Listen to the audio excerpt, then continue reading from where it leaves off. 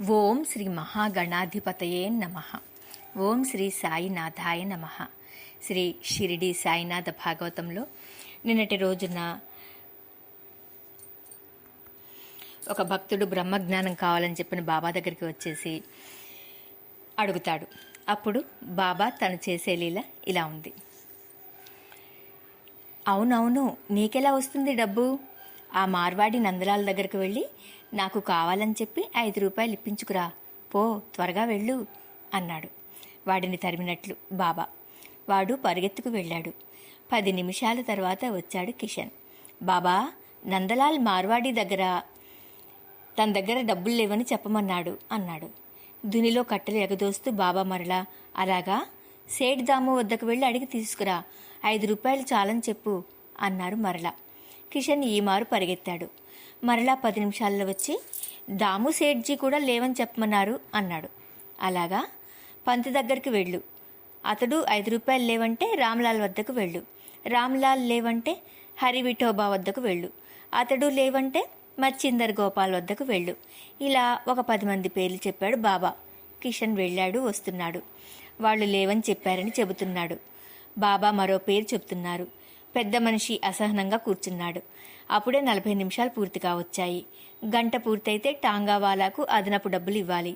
వేచి ఉన్నందుకు ఈ సాయిబాబా ఆలస్యం చేస్తున్నాడేమిటి అనుకుంటూ, బాబా, నాకు బ్రహ్మజ్ఞానం ఇవ్వనే లేదు, మీరు ఆలస్యం అయిపోతుంది, టాంగావాలా మరలా పేచి పెడతాడు అన్నాడు. ఆతృతగా సాయిబాబా భువనమోహనంగా నవ్వారు.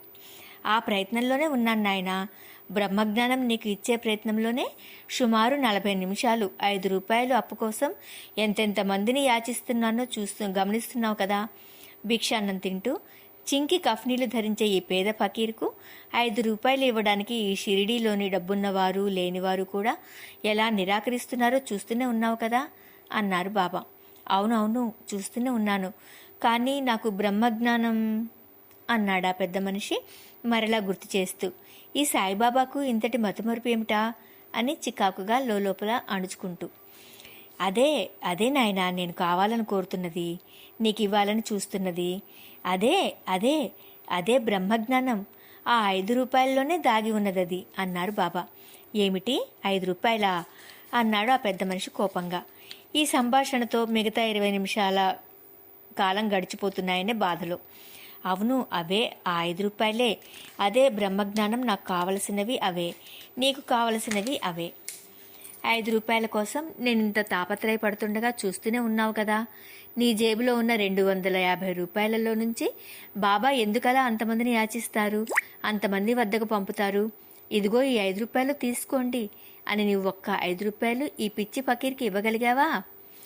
పైసామే పరమాత్మా హై నాయనా, ఈ 5లోనే ఉంది సర్వసృష్టి స్థితి లయాల రహస్యం బ్రహ్మజ్ఞానమును. 5 రకాల త్యాగాలు, ధన కనక భూ గో జ్ఞాన దానాలు, 5 పంచేంద్రియాలు, కన్ను ముక్కు చెవి నాలుక చర్మం, 5 పంచకోశాలు, అన్నమయ ప్రాణమయ విజ్ఞానమయ మనోమయ ఆనందమయ కోశాలు, మనోబుద్ధి అహంకార చిత్తాలనే 4లో కలిసి 24 తత్వాలతో జీవుడు మొత్తం 5x5తో ఈ జీవుడు శరీరధారణతో చరిస్తున్నాడు. త్యాగం అనేది ఏదీ చేయకుండా ఇన్నిటి నుండి పొందిన శరీరంతో సర్వసృష్టికి మూలాధారమైన బ్రహ్మజ్ఞానాన్ని ఎలా కొనగలవు నాయనా? 1 గంట సమయంలో నా అహంకారాన్ని దేహాభిమానాన్ని ఆత్మాభిమానాన్ని వదిలి అంతమందిని 5 రూపాయల కోసం యాచించి లేవనిపించుకున్నాను. ఆ 5 రూపాయలు ఎవరి కోసం? ఈ పేద ఫకీరుకు భిక్షాన్నం చాలు, 5 ముద్దలు భిక్షాన్నం చాలీ శరీర పోషణకు. ఈ పై బట్ట కఫ్ని ఉన్నా లేకున్నా మానాభిమానాలు లేవు నాకు. మరి ఎవరి కోసం ఈ 5 రూపాయలు? ఎందరో నీలాంటి ధనం రాసులు ఉండి ఇవ్వరు, త్యాగం చెయ్యరు. లేని వారి కోసం ధనపు రాసులు కాదు కదా, పైసా కూడా లేని పేదవారి కోసం, ఎందరో దీనులు దరిద్రుల కోసం ఆ 5 రూపాయలు యాచిస్తున్నాను. లేవని ఎందరు చేదరించుకుంటున్నా యాచిస్తున్నాను. దక్షిణ ఇమ్మని ఈ దీనుల కోసం. బ్రహ్మజ్ఞానం అనేది నేను నా ఈ చిరిగిన కఫ్నీలోనో, ఈ మసీదు ద్వారకామాయి గోడల్లోనో, ఈ మట్టి క్రిందనో దాచి ఉంచాననుకున్నావా? ఇదిగో నా దగ్గరున్నది ఈ ధునిలోని ఊది విభూది, కట్టెలు కాలి మసి అయిపోగా మిగిలిన బూడిద విభూది. అందులో నుండే ఎందరో వారి వారి రోగాలు నివారణ, గ్రహబాధలు నివారణ, వ్యాపార నష్టాలు నివారణ, వ్యాజ్యాల గెలుపులు, బ్రహ్మజ్ఞానము, వారికేది కావాలో ఎవరికేది అర్హమో అది పొంది తృప్తిపడి వెళుతున్నారు. నీకు కావలిస్తే ఆ ఊది ఇస్తాను, అందులో బ్రహ్మజ్ఞానాన్ని నీవే వెతికి పట్టుకో. 5 రూపాయలు నిన్ను అడగనులే, నీవు ఇవ్వవని నాకు తెలుసు అన్నారు పాప. పెద్ద మనిషికి కోపము భయము కలిగాయి. తన జేబులో దాచుకున్న 250 రూపాయల విషయం ఎలా తెలుసుకున్నాడో ఈ ఫకీరు. మరి కాసేపు ఉంటే తన పొట్ట చుట్టూరా ఉన్న బంగారు మొలత్రాడు 16 కాసులకి కూడా కనిపెడతాడేమో. పైగా గంట ఈ నిమిషంతో పూర్తయింది. టాంగావాలా అదనపు రేటు అడుగుతాడు. బ్రహ్మజ్ఞానం ఆ ధుని ఊదిలో వెతుక్కోవాలట. ఆహా, ఏం బాగా సెలవిచ్చాడు. బ్రహ్మజ్ఞానం అసలెందుకు తనకు? చాలు చాలు, అనవసరంగా వచ్చిన ఈ ఖర్చులన్నీ చాలు. ఇవి 2 రోజుల్లో ఏదో విధంగా ఏ అమాయకుల వడ్డీ రేట్లో దొంగ లెక్కలు రాసి సరిచేసుకోగలుగుతాను. ఇక ఈ జన్మలో బ్రహ్మజ్ఞానం సంపాదించాలనే ఆలోచన కూడా చేయకూడదు. తన పిల్లలకు, మనవాళ్లకు, మనవరాళ్లకు కూడా చెప్పాలి. తాను వృధాగా టాంగా ఖర్చు తనలా బ్రహ్మజ్ఞానం వేటలో నష్టపోవద్దని. ఆహా, ధుని ఊది బూడిదలో బ్రహ్మజ్ఞానం, పిచ్చి ఫకీరు, నీకు జోహారు అనుకున్న ఆ పెద్ద మనిషి 1/2 సెకండులో మసీదు మెట్లు దూకినట్లుగా దూకి టాంగాలో పడ్డాడు. టాంగావాలాతో, పోనీ గంటకు 1 నిమిషం ముందుగానే వచ్చేశాను టాంగాలోకి, అందుచేత నీకు అదనంగా 1 పైసా కూడా ఇవ్వనవసరం లేదు. మరల కోపరగావ చేరాక పేచి పెట్టకూడదు అన్నాడు. షిరిడీలోని ధూళి రేపుకుంటూ టాంగా కదిలి వెళ్ళింది. సాయిబాబా ఎన్నడూ లేనంత హాయిగా ఆనందంగా నవ్వుతూ, రామలాల రామలాల తూ ఆయోరే ఆయోరే, గోనీ యోమ్కి ఊది లాయోరే లాయోరే అంటూ కమ్మని కంఠస్వరంతో షిరిడి అంతటా ఆ గానలహరి అలలు అలలుగా గాలిలో తేలిపోయేటట్లుగా పాడుతున్నారు. మరల కబీర్ దోహా గానం చేయసాగారు.